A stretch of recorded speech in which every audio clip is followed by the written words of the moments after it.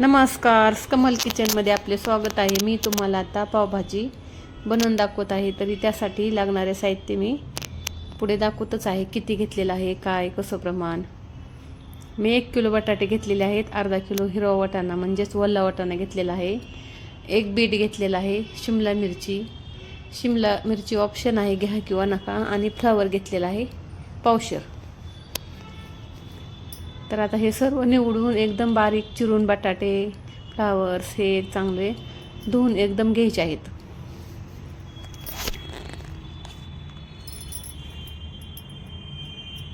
आता सर्व धुवून एकदम छान असे कुकरमध्ये आपण पाणी गरम करण्यासाठी ठेवलं होतं ना, त्याच्यामध्ये ते टाकून घेतलेलं आहे. आणि आता कुकरच्या आपण 4 शिट्ट्या करून घेणार आहोत. कुकरच्या 4 शिट्ट्या करून नंतर मग ज्यावेळेस थंड कुकर झाल्याच्या नंतर मग पुढे आपण भाजी बनवणार आहोत.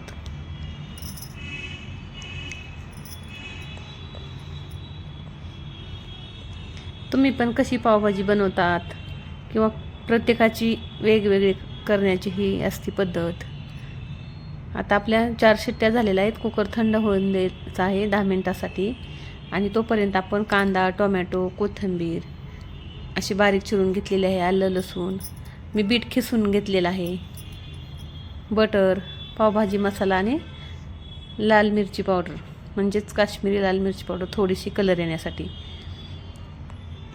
कसुरी मेथी पण आपण त्याच्यामध्ये थोडीशी टाकणार आहोत आणि खिसलेलं बीट पण. आता कुकर थंड झाल्याच्या नंतर मॅशरच्या साह्याने एकदम असं सर्व हे बारीक करून घ्यायचं आहे. एकदम मॅश चांगलं करून घेतल्याच्या नंतर मग आता चला गॅसवरती पातेल्यामध्ये आपण तेल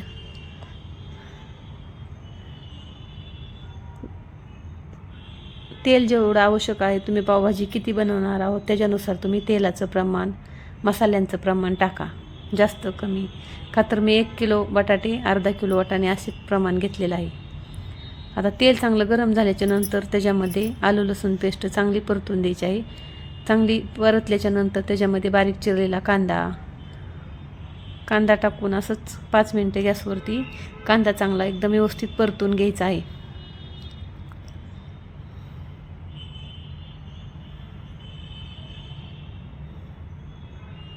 कांदा चांगला एकदम तांबूस रंगावरती परतलेला आहे. आता आपण त्याच्यामध्ये बारीक चिरलेला टोमॅटो घालून घेणार आहोत.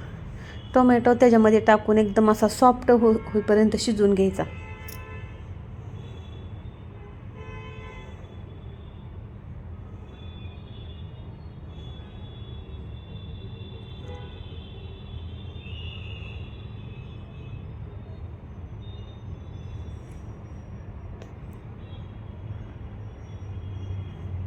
टोमॅटो एकदम सॉफ्ट झालेला आहे. आता त्याच्यामध्ये लाल मिरची पावडर, पावभाजी मसाला, 2 चमचे पावभाजी मसाला म्हणजेच 2 टेबल आपण नाश्त्याचे जे चमचे असतात तसा भरपूर असा मी पावभाजी मसाला घेतलेला आहे. का तर मी जास्त करणार आहे ना, त्याच्यामुळे तुम्हाला पावभाजी किती बनवायची आहे भाजी त्याच्यानुसार तुम्ही मसाल्याचं प्रमाण घ्या.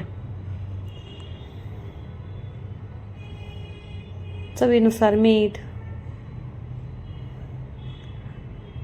आता आपण खिसलेलं बीट जे आहे ना ते असंच त्याच्यामध्ये टाकून घेणार आहोत.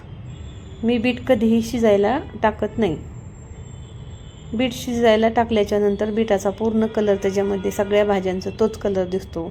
भाजीचा जरा थोडासा शिजल्याच्या नंतर वेगळाच कलर होतो. बीट खिसून टाकल्याच्या नंतर एकच नंबर भाजी आपली होती. बीट आता पूर्ण शिजणार आहे त्याच्यामध्ये. भाजीला चांगली उकळून आल्यावर पाहू शकता तुम्ही भाजीला आपल्या किती छान कलर आलेला आहे. आणि भरपूर असं बटर त्याच्यामध्ये टाका किंवा पावाला लावून तुम्ही खा. पावभाजी एकच नंबर लागते. तर तुम्हाला कशी वाटली माझी पावभाजीची रेसिपी ती कमेंटमध्ये नक्की सांगा. व्हिडिओ आवडल्यास लाईक करा, शेअर करा आणि सबस्क्राईब करायला विसरू नका.